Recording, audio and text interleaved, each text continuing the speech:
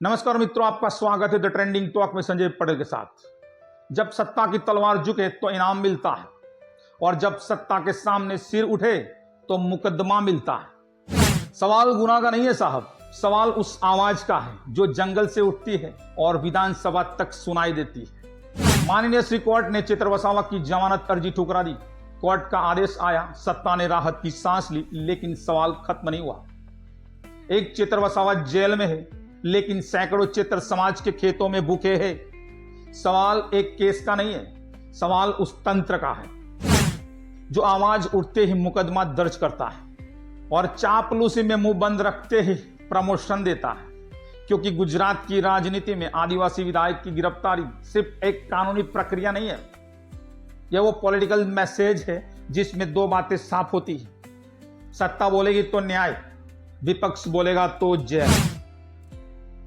मित्रों, अगर सत्ता के दरबार में गाली दो तो राजनीतिक बयान कहलाता है, विपक्ष बोले तो क्रिमिनल केस बनता है। जब सत्ताधारी विधायक महिला पर अपमान करे या कुछ टिप्पणी करे तो सस्पेंड तक नहीं होते, लेकिन जब चेतर गुस्से में दो शब्द बिगाड़े तो हत्या के प्रयास की धारा लगती है। क्या यह न्याय है या राजनीतिक बदलाव? क्या आदिवासी विधायक सत्ता का विरोध करे तो उसे ठिकाने लगाना गुजरात की पुरानी परंपरा है?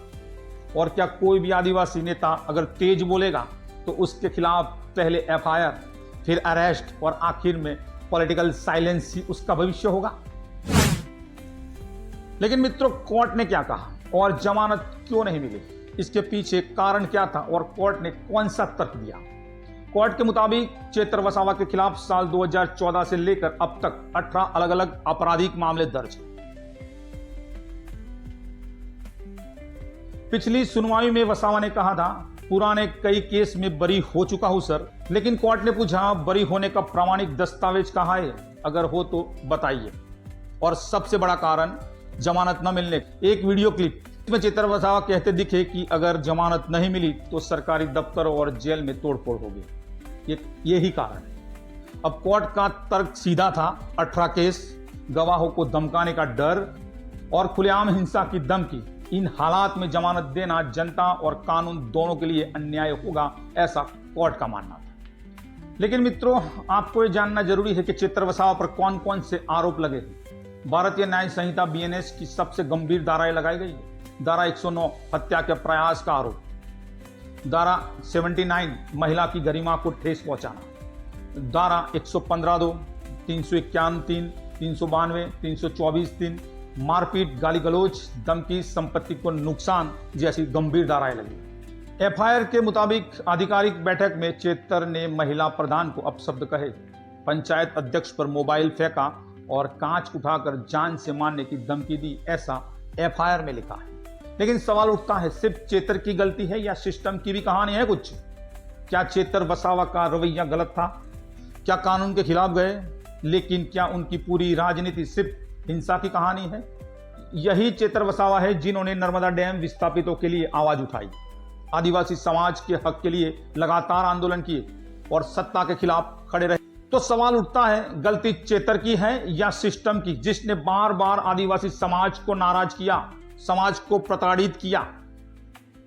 लेकिन मित्रों, अब क्या फ्यूचर प्लानिंग क्या हो सकता है? आम आदमी पार्टी का अगला कदम क्या होगा? आम आदमी पार्टी इस केस को राजनीतिक साजिश बताएगी। पार्टी स्ट्रीट प्रोटेस्ट और जनसभा कर सकती है। हाईकोर्ट में जमानत के लिए अपील होगी। इस केस को गुजरात सरकार की आदिवासी विरोधी सोच के तौर पर प्रचारित किया जाएगा, पुरजोश में, गली गली में, मोहल्लों मोहल्लों में। लेकिन सबसे बड़ा सवाल, कौन हारेगा? क्या चेतर वसावा जेल में हीरो बनेंगे? क्या आम आदमी पार्टी को आदिवासी समाज से इमोशनल सपोर्ट मिलेगा? क्या बीजेपी बैकफुट पर जाएगी या आक्रामक होगी? और सबसे जरूरी, क्या इस पूरे खेल में आदिवासी समाज की असली समस्याएं फिर से गुम हो जाएगी? तो मित्रों, गुनाह साबित होने से पहले गुनहगार कहना नाइंसाफी है, लेकिन अदालत के आदेश को चुनौती देना भी नासमझी है। आदिवासी समाज की लड़ाई सड़क पर नहीं, नीति और न्याय में होनी चाहिए, ताकि चेतर जैसे नेता एक दिन गुनहगार नहीं, मिसाल बने, बिरसा मुंडा बने और आदिवासी समाज के लिए दिन रात काम कर सके। तो मित्रों, वीडियो पसंद आया तो लाइक कीजिए, शेयर कीजिए और मेरी चैनल पे आप पहली बार आए हो तो चैनल को सब्सक्राइब कीजिए। मिलते हैं अगले वीडियो में, तब तक के लिए जय हिंद, जय भारत, जय जोहर।